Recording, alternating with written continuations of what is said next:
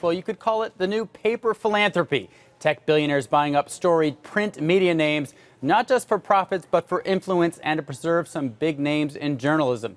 Marc Benioff announcing that he and his wife are buying Time magazine for $190 million. That was a personal purchase.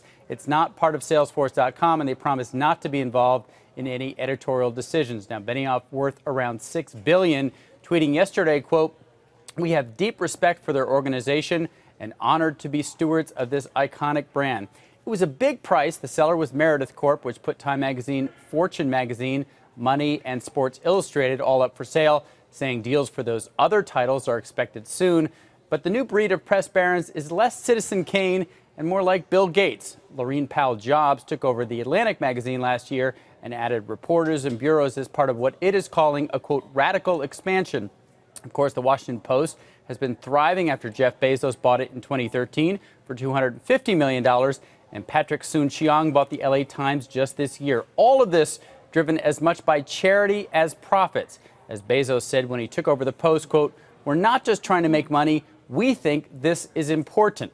And of course, this could also put Benioff in the crosshair of Time's Person of the Year in 2016, President Donald Trump. Guys, back to you.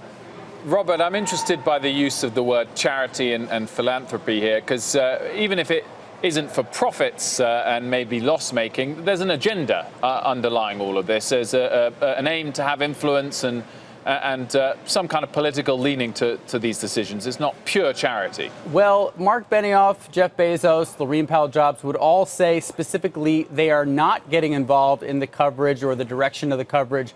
So they would say, and again, there's no evidence to speak to the contrary so far, that this is not about getting their points of view across on a more powerful platform, although that could be possible. But they haven't bought Fox News. They bought the Washington Post. That's right. And Time magazine has been very critical of Trump. Marc Benioff has been sort of reticent so far to say anything both positive or negative about the president. But what they are really all about is to say, look, we've reinvented industries. We think we can reinvent these print products. And also, by the way, if in doing that we save what we see as important institutions in journalism, then all for the better. But none of them had said we specifically see this as a platform for influence. But, you know, as we've seen with Sheldon Adelson when he bought the Las Vegas paper, that can be possible with any of these properties. I'm just wondering who the next Bezos or Benioff is, because there are still some struggling papers and magazines out there that could find billionaire buyers. Yeah, there are a lot of them. And I think a lot of people have made the analogy, well, this is like buying a Picasso or a sports team.